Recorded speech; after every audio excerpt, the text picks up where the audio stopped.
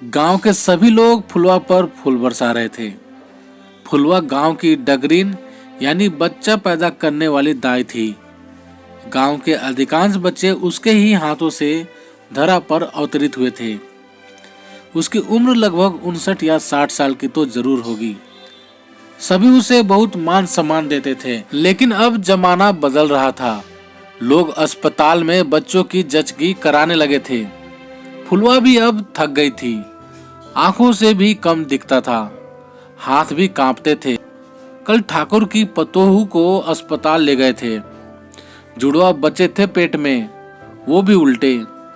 फुलवा को बहुत साल बच्चे नहीं हुए, तब ससुराल वालों ने उसे बांझ कहकर पहले तो बहुत प्रताड़ित किया, फिर बेटे की दूसरी शादी करा दी और फुलवा को बांझ कहकर मायके पटक आए। ससुराल से कोई नाता नहीं रह गया था।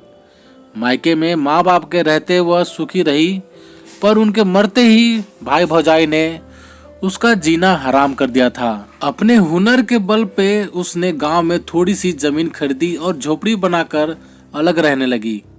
वैसे तो वो बांझ नहीं थी, कभी उम्र के बहाव में वो चौधरी से प्रेम करने लगी थी। लेकिन जब उसने चौधरी को अपने पेट में पलते हुए बच्चे के बारे में बताया तो उन्होंने बहुत समझा बुझाकर उसका गर्भपात करा दिया था। उसके बाद फुलवा ने उनकी तरफ मुड़कर भी कभी नहीं देखा।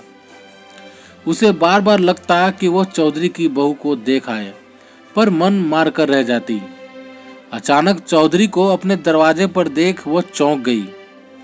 ठाकुर ने गिड़गिड़ाते हुए हाथ जोड़कर फुलवा को बताया कि डॉक्टर ने उसकी बहू को जवाब दे दिया है।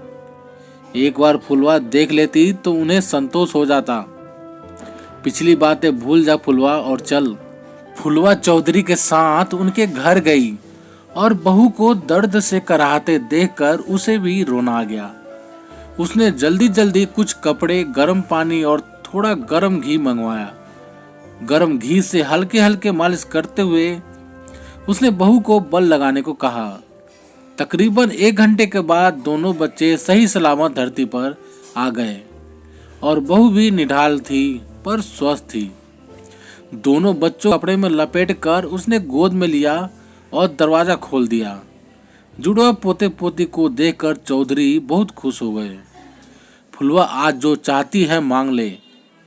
फुलवा ने कहा, ये दोनों मेरे पोते पोती हैं और चौधरी आप जानते हैं कि मैं बांझ नहीं हूँ। सही कहा ना चौधरी। और एक भेद भरी मुस्कान लिए वो अपने घर को चल दी। तो प्यारे दोस्तों, आप सभी को ये छोटी सी कहानी कैसी लगी प्लीज़ कमेंट करके हमें ज़रूर बताना। यदि कहानी आप सभी को पसंद आई हो तो प्लीज़ लाइक करना, शेयर करना और चैनल पर नए हो तो चैनल को सब्सक्राइब भी जरूर कर लेना। चलिए दोस्तों, मिलते हैं आप सभी से एक और नई कहानी के साथ। तब तक के लिए जय हिंद, वंदे मातरम।